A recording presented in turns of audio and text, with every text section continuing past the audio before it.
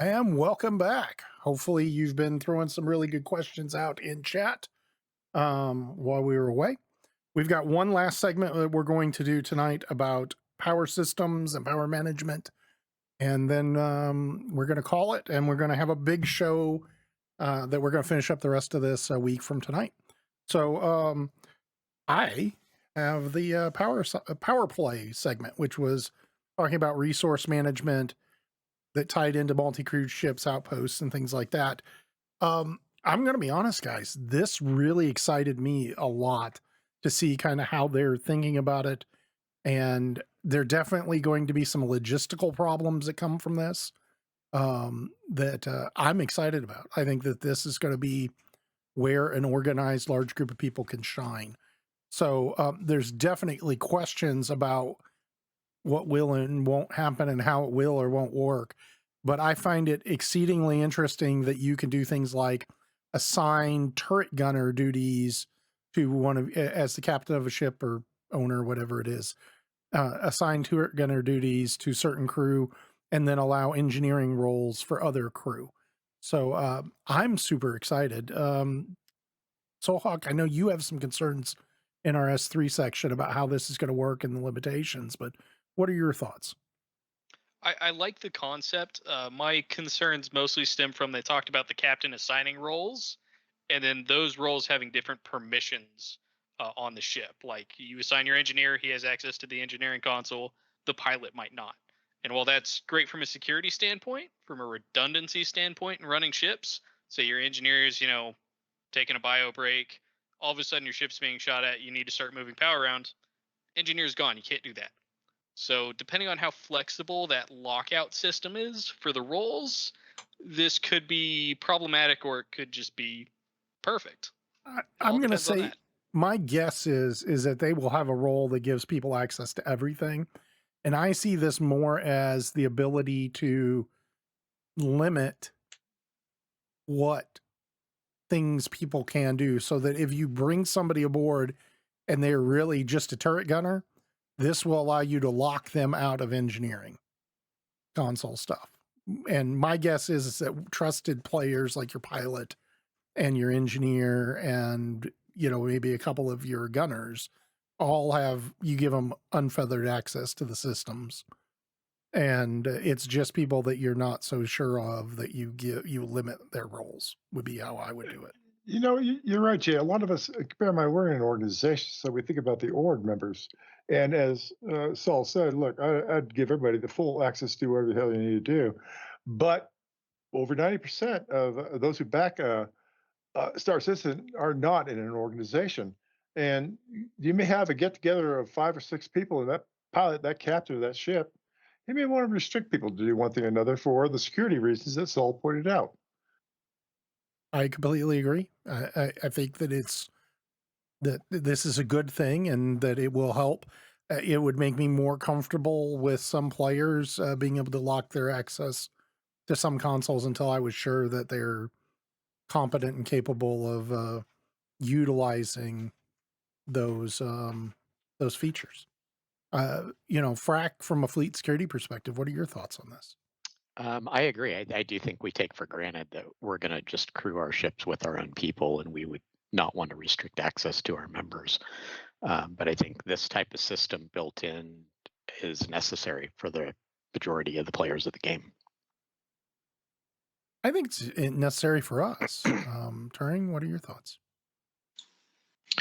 I look forward to seeing how it's going to actually play. I'm concerned with their.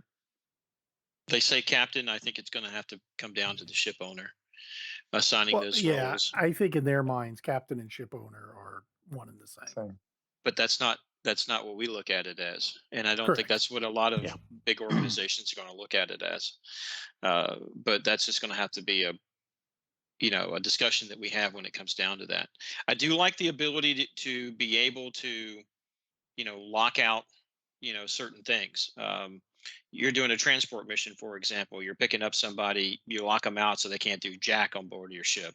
You have a pickup. You for whatever reason you found 2 other people down at a location. You want to go and do something together, just like Jolly was saying. the majority of people don't belong to a big organization, or even if they do, they may not be playing when their people are on at the same time. It does allow you to get a little bit more social out of the game, and uh, utilize folks that on a pickup basis. And so from that standpoint, I think it's going to be great. I'm not sure going forward how we're going to be able to train to it. It's good. It's a TBD on that one, but I think it'll be good when to be able to assign roles in the ship. I'm excited about it. I think it's going to be a big help and a big step forward. Nom, you are in charge of exploration and survey, and can you see Well, advantages to this, or you think in absolutely. Well, your I considered environment? this. Go ahead. Hmm? Sorry. Turn my mic on. Uh, I considered this pretty much inevitable and needed. It was something we were always going to have for various things. Just think of the Banu Merchantman. This kind of functionality was going to have to be there anyway, where you had granular control to give people specific accesses.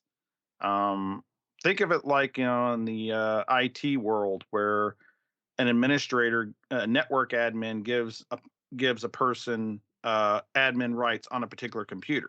That's akin to the owner of the ship is going to give captain's rights to someone to be the captain of a ship, and then that captain can then dole out permissions to be a turret gunner, permission uh, to run the engineering systems. This is necessary for a lot of the gameplay we've been expecting for a lot of the different ships, Completely like the agree. BMM, which is very specific, where you're able to grant very limited access to a visitor who shouldn't have access to any of those things. Um, it's just but it's definitely going to affect exploration that way, where it's all trust based, and but like Jolly said, um, a lot of people are going to be having guests on their ship that there's not in their org. They might have just it's a pickup group that they got at the station, and but you can't trust people right now because any one of them could be a jerk who's going to run into the captain's seat and self-destruct the ship. So this Yes. was just inevitable. It had to happen. Had to happen. So there's Okay. another potential use case for this, and it depends on how it populates the crew list for you to assign roles from. If it just pulls names of people on the ship, you'd be able to know, like, hey, these people are on my ship. There's this other name that's popping up on this list. He's not supposed to be there. So depending on how they populate that list, it may immediately sell out people who are trying to sabotage you. It could if they're on your sensors. Frack, how do you see this? What are the things that you see using this for combat ships, big ships? Do you think we're going to probably go to venting before combat? Potentially Potentially, yes. you see us turning down gravity, safe power, Yes. so that we can move faster and jump farther. Yes. All those things. What else? Yeah. What I other mean, kind even of uses environmental, they talk about the importance of the environmental system. Well, if everybody's in a suit, depending on what they do with oxygen levels of suits and all of that, the ability to shift power around and shut down sections of the ship, coming into battle that aren't necessary for combat, to be able to, push that electricity somewhere else. It's actually pretty fascinating, the options that could be there depending on how they implement it. I see other things, like if you're under attack and you think you're about to be boarded, shutting down gravity and shutting down oxygen in certain parts of the ship, and heat potentially, or cold, whatever works best, could be a hazard to anybody trying to get aboard your ship and cause trouble. Could certainly slow them down. Yep. Every minute counts. Turn, what are your thoughts on using this, and what kind of gameplay, combat gameplay and non-combat gameplay you see coming from this? I think it just takes it up to another notch. I think it just takes up the excitement that you're going to have during the combat situation, where you, just like what you said, um, you're going to have to manage the power on your ship. The venting, going into combat, everybody puts their suits on, you vent it out, that way you don't have rapid decompressions that potentially might happen. So there's all kinds of things you can do with that. And from a non-combat standpoint, there are a couple of ships that you get on and you have to pass through another space before you can get to other vital spaces in the ship, possibly shut down the life support in that area, and you could potentially trap somebody that is trying to sneak on. Well, and I would go further than that. My concern is, if they try to keep us out of flight suits and space suits with helmets, you know, I don't see how you ever want to go into combat knowingly without having a suit on. At least an You know, undersuit and a helmet yeah. And, I just with a don't couple of see, oxygen pins on you. yep. And whatever, or a small vest or jacket or whatever No, our to our hold some basic gear. utility uniform. Yep. Yeah. I just don't see us ever going into combat once this goes into effect, because the risk of fire and stuff means decompressing ahead of time seems like the logical choice before you're going into combat. As we sit here today with what little we know about it, right? Right. But definitely from what they showed us, you empty the room of oxygen, the fire stops. Well, if there's no oxygen in there to begin with, the fire doesn't start. It seems like you would want to decompress as much of the ship as you possibly could on a multi-crew ship before you started taking damage. Yeah, with the potential exception of your medical bays and things of that nature, you may have to Sure. be selective about it. But yeah, for the most part. And it should hopefully improve your life support survival as But far as the usage, unless not unless there's loss whenever you pressurize a space. now Sure. that brings up a good point, Nam. Did anybody catch the fact that you got a consumable that has to go into your life support system that you've got to Yeah. change out? Probably what, carbon scrubbers or something like that. Oh my God, the drinking and eating mechanic is already bad enough. You're gonna be changing out your carbon scrubbers every time you get ready to go anywhere. There'd be Imagine having a fully populated Cuddy Steel. Got life support for like 10 minutes. I mean, roll the segment from Apollo 13. He's on Daymar, and all they've got is a box of this, and this is what. Oh my God! Well, the flip side of that is if you're at a big cargo craft that you're loading, you probably have time to do the checklist before you take off. Yeah. Oh, the engineer's number one thing on the top of the list: check the scrubbers. Okay, Yeah, before we yeah. go. Here's We can't all get hypoxic halfway to Hurston. make And sure nobody that, sells them in pyro. of Yeah, course, that's right. Yeah, in true Star Citizen fashion, you can only get size 2 wherever you're going. You know? if you need size 3, got to go all the way back to New Babbage. Yeah. Yeah. Yeah, they need a crafting system or something. I don't know. You're gonna need the engineer to go down and look through the boxes of spare parts to make sure he's got enough scrubbers there to take care of you for your 2-day Yeah. trip to Pyro. I was not looking forward when he said that. I'm like, oh, seriously? Oh, wow. I'm kind of looking forward to it. I mean, one, the ability to have boxes that everybody can interact with makes handing out weapons and uniforms and things easier for events and teamwork exercises. And I'm hopeful, as we look towards that, I think that they're going to give us personal hangars or personal spaces where we can invite party members into. And the instant that they do that, we'll start hoarding weapons and gear and everything and having it where people can come in and get stuff that they need. I'm looking forward to that. I think that's going to be exciting.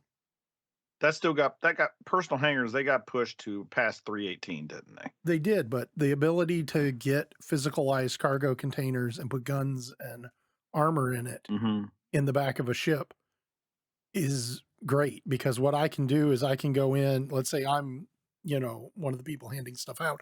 I can go in and pre-set up weapons and armor containers, have the AI or me load them onto a ship, have org members come in, grab the stuff they need, and then take those cargo containers, unload them off the ship, and store them back on the station. We do that to a certain extent right now with the food and drink consumables, med Yeah. pens, and things like that. But You it'd be used to a have lot you used to have a easier. case sitting in the back of the ship for people. Sure, but think about if we could take a 2 SCU container with machine gun, FS9s, and another 2U or 2 SCU container with ADI armor, drop it in the back of an MSR for 10 minutes, let everybody that needs to get stuff out of it get it out, and then offload that and then go to do bunkers. But I would even take it one step further. Why would I need to go to an MSR? Why not having a warehouse, say in New Babbage Oh or no, Orville or Orison, where you just come through and you just, your quartermaster just sits here and just hands out the stuff as you go down the line. Hey, MSR's at the end of the road, buddy. Get on board and we're out of here. Yep. No, I'm in complete agreement long term. I'm talking about as the initial step before they give us private hangars. Is Well, you can do it now. You just can't buy the two SCU box. If you could do that, you could do it now. But being able to buy the 2 SCU boxes, I'm looking forward to. One SCU and 2 you can SCU actually do boxes. supply drops then. You could even, like, if you got a protracted fight going on, something akin to siege going on, they don't have to Jump go down. resupply. The ship can just fly in and kick off a couple of little crates with the tractor drop beam the crate gun. in and fly out. Yeah. No. Well, in all fairness, we've done that once before at Jumptown, where we had people come in with the little itty bitty quarter SCU crates or whatever they are, and I'm sorry, what 1/8? About 1/8.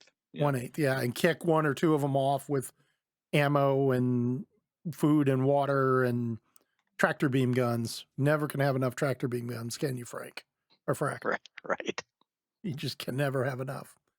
So, I think we have covered this. Is there anything in here that we haven't covered that we should, guys? Yeah, the only thing I'd point out, the biggest thing about the power play thing, and all the comments were accurate, is now we actually have an engineer career field, which is nice to see. Mm-hmm.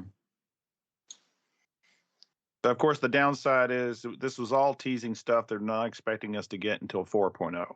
Yep. So that's the only sad thing. I'm interested to we're see lucky how they next spring. Yeah, I'm interested to see how they'll actually visualize the relay management on the HUDs and MFDs. Because every time you see it now, it's just a stick diagram in a separate screen. So yeah, they're not going to do that. They like their pretty pictures. I hope it's not hard to manage 3D model. Yeah, it's going to be interesting how they're going to be able to parse that down into something you can actually do. And I think it's going to be like a mini game type screen. But anyway. I completely agree.